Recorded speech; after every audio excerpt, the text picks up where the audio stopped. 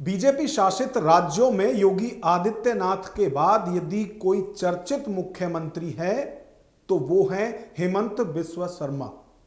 वो असम के मुख्यमंत्री हैं और असम में इन दिनों चुनावी माहौल है। आने वाले 9 अप्रैल को वहां वोटिंग होनी है और इससे पहले यदि सभी सियासी दलों की बात की जाए तो चुनावी माहौल को हर कोई भुनाने की कोशिश में लगा हुआ है। और यदि कांग्रेस नेता राहुल गांधी की बात करें तो वो तो यहां तक दावा कर रहे हैं कि इस बार चुनाव में असम की जनता कांग्रेस को चुनेगी और कांग्रेस सरकार बनते ही जो मौजूदा मुख्यमंत्री हैं हेमंत बिस्वा शर्मा वो सलाखों के पीछे होंगे।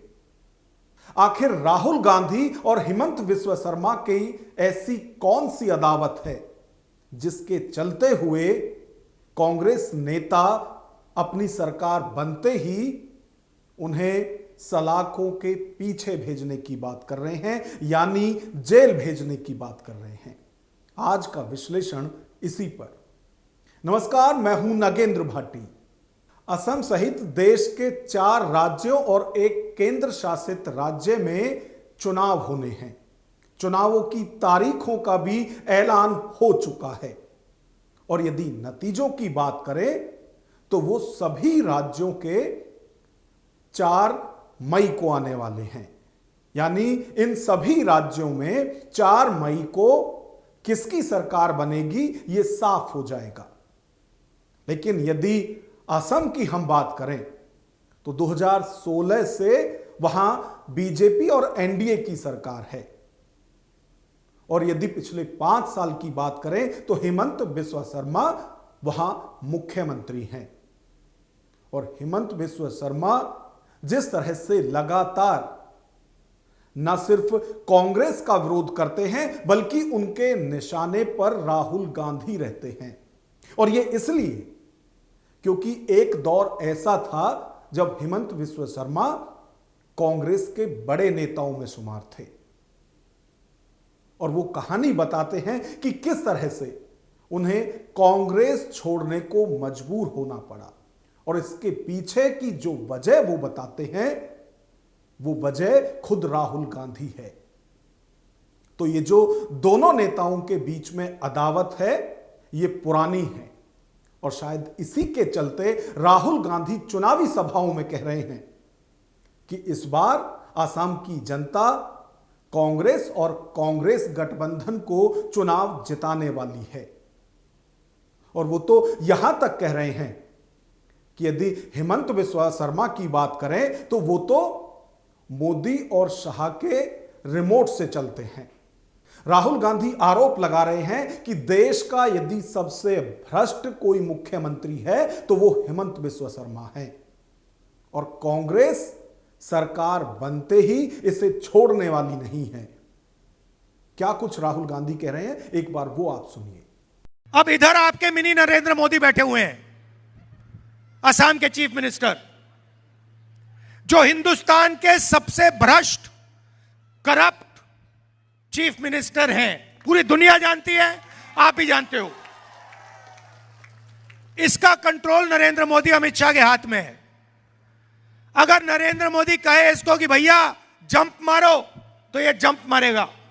अगर नरेंद्र मोदी इसे कहे कि अमित शाह का पैर पकड़ो, ये अमित शाह के पैर पकड़ेगा। यह सच्चाई है और सिर्फ पूरा देश जानता है कि असम को हेमंत जो चीफ मिनिस्टर हैं आपके सिंडिकेट के साथ मिलकर असम को चलाते हैं। और देख लेना, मैं आपको बता रहा हूं, जैसे ही हमारी यहां पे सरकार आएगी ना, ये अभी छाती फैला के घूमता है, इसके मुंह से एक शब्द नहीं निकलेगा, हाथ जोड़ के सामने आ जाएगा ये। तो ये कोई पहला मौका नहीं है जब राहुल गांधी ये दावा कर रहे हो कि हेमंत बिस्वा शर्मा देश के सबसे भ्रष्ट मुख्यमंत्री हैं। अब तो चुनाव है और चुनावी माहौल में तो इस तरह की बातें की ही जाती हैं। लेकिन इससे पहले भी जब जब मौका मिला है, राहुल गांधी के निशाने पर हेमंत बिस्वा शर्मा रहे हैं और इससे पहले भी वो उन्हें जेल भेजने का दावा करते रहे हैं, बशर्ते आसाम की जनता उनका साथ दे दे, एक बार उन्हें सत्ता तक ले आए। मैं आज आपको बोल रहा हूं कि कुछ ही समय में आपको यही मीडिया वाले आपके चीफ मिनिस्टर को जेल जाते हुए दिखाएंगे और इससे उनको ना मोदी बचा पाएगा, ना अमित शाह बचा पाएगा। आप देखना, वो जेल के अंदर आपको दिखेंगे।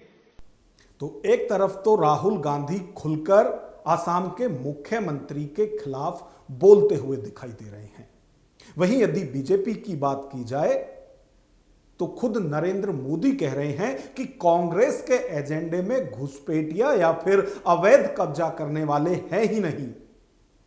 और मोदी कह रहे हैं कि वो किसी भी कीमत पर जो कांग्रेस की मंशा है कि आसाम के अंदर घुसपैठियों को बसाया जाए, वो ऐसा हरगिज नहीं होने देंगे। अब 40 साल बाद इस सेंचुरी में फिर से एक सींग वाले राइनो दिखने लगे हैं। ये सिर्फ घुसपैठियों से जमीन वापस लेने का अभियान नहीं है, ये असम की पहचान, असम की परंपरा और प्रकृति को घुसपैठियों से बचाने का अभियान है। लेकिन आपको सावधान भी रहना है। कांग्रेस अब खुलकर अवैध कब्जे के पक्ष में आ गई है।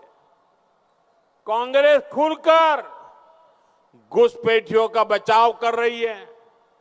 इसलिए आपका एक वोट असम की सुरक्षा तय करेगा। घुसपैठ और घुसपैठियों के इरादे पस्त करेगा।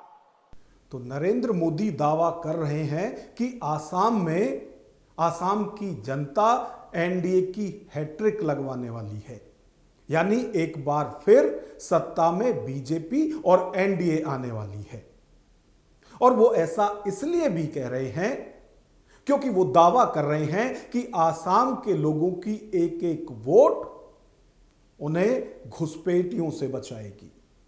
और जहां तक घुसपैठियों की बात है या जो अवैध तरीके से लोग आसाम में आकर बस रहे हैं, वहां की डेमोग्राफी चेंज कर रहे हैं, ये बीजेपी के एजेंडे में है। और अभी हाल ही में उत्तर प्रदेश के मुख्यमंत्री योगी आदित्यनाथ भी आसाम गए और उनकी तरफ से भी यही सब कुछ कहा गया कि वो किसी भी कीमत में आसाम की धरती को लव जिहाद, लैंड जिहाद और घुसपैठियों के लिए नहीं छोड़ने वाले हैं, चाहे कांग्रेस इसके लिए कितना ही जोर लगा ले। कार्यक्रम को आगे बढ़ाने के लिए से हेमंत बिस्वा शर्मा जी के नेतृत्व में असम के अंदर एनडीए की सरकार कार्य कर रही है। मां कामाख्या का कॉरिडोर का निर्माण का कार्य आगे बढ़ रहा है। एक एक घुसपैठी को चिन्हित करके उसे यहां से बाहर कराने की व्यवस्था भी हो रही है। और दूसरी ओर डेवलपमेंट के बड़े बड़े कार्य आज असम के अंदर भी देखने को मिल रहे हैं। असम के अंदर ये एनडीए का संकल्प है कि असम की धरती को लव जिहाद और लैंड जिहाद की धरती नहीं बनने देंगे। असम की धरती में घुसपैठ नहीं होने देंगे। असम की डेमोग्राफी को बदलने की कांग्रेस और यूडीएफ की साजिश को सफल नहीं होने देंगे। और इसको रोकने का काम केवल और केवल एनडीए की, बीजेपी की गवर्नमेंट ही कर सकती है। कांग्रेस और यूडीएफ नहीं कर सकती। तो एक तरफ राहुल गांधी दावा कर रहे हैं कि इस बार असम में कांग्रेस की सरकार बनेगी, और जब कांग्रेस की सरकार बनेगी तो मौजूदा मुख्यमंत्री सलाखों के पीछे होंगे। वहीं यदि हेमंत बिस्वा शर्मा की बात करें तो वो कह रहे हैं कि कांग्रेस के एजेंडे में जो है वो रहे, लेकिन उनके एजेंडे में ये है कि इस बार सरकार बनते ही 3 महीने के अंदर यूसीसी कानून लागू होगा। लव जिहाद और लैंड जिहाद पर भी आसाम के अंदर कानून बनेगा और घुसपैठियों को किसी भी कीमत में आसाम में नहीं बसने दिया जाएगा। Once we come back to power, without disturbing the rights of the tribal and other ethnic communities of Assam, we are bringing uniform civil code within a period of 3 months. We are also bringing a tough legislation against love jihad and land jihad. Hemant Biswa Sharma कह रहे हैं कि कांग्रेस जो अपना घोषणा पत्र लाई है उसमें वो ये स्पष्ट ही नहीं कर पा रहे हैं कि यदि उनकी सरकार आएगी तो वो असम की जनता के लिए क्या कुछ करेंगे। हेमंत बिस्वा शर्मा का दावा है कि कांग्रेस का घोषणा पत्र ही कंफ्यूज करने वाला है। कांग्रेस का इलेक्शन मैनिफेस्टो में वो लोग तो कुछ भी नहीं लिखे, कोई एक भी वादा नहीं है जो याद हो सकता है। कितना लोगों को नौकरी देगा, कुछ नहीं। महिलाओं को कितना रुपया देगा, कुछ नहीं। आप शिक्षा के लिए क्या करेगा, कुछ नहीं। जो 5 पॉइंट उन्होंने लाया उसमें तो देखने लायक कुछ भी नहीं है। तो आसाम की यदि बात की जाए तो 2016 से लगातार वहां बीजेपी और एनडीए की सरकार है, और एक बार फिर बीजेपी को उम्मीद है कि इस बार उनकी वहां हैट्रिक लगने वाली है, यानी कि तीसरी बार भी उनकी सरकार आसाम में बनने वाली है। 9 अप्रैल वो तारीख है जिस दिन आसाम की सभी 126 विधानसभा सीटों पर चुनाव होना है, और इसके बाद 4 मई को नतीजे आएंगे। अब ये तो नतीजे तय करेंगे कि जो राहुल गांधी कह रहे हैं क्या उसका मौका आसाम की जनता उन्हें देती है, या फिर जो दावा बीजेपी नेताओं की तरफ से किया जा रहा है कि यदि उनकी सरकार आएगी तो वो ये कानून लाएंगे, ऐसी सुविधाएं असम के लिए लाएंगे। ये सब 4 मई तय करेगी कि कौन आसाम की सत्ता तक पहुंचता है। बीजेपी की जीत की हैट्रिक लगती है या फिर कांग्रेस की हार की हैट्रिक लगती है। अब इस पूरी खबर पर आपकी क्या राय है, कमेंट बॉक्स में हमें जरूर बताएं। वीडियो पसंद आए तो लाइक करें और इसी तरह की वीडियो देखने के लिए हमारे चैनल को सब्सक्राइब करें। नमस्कार।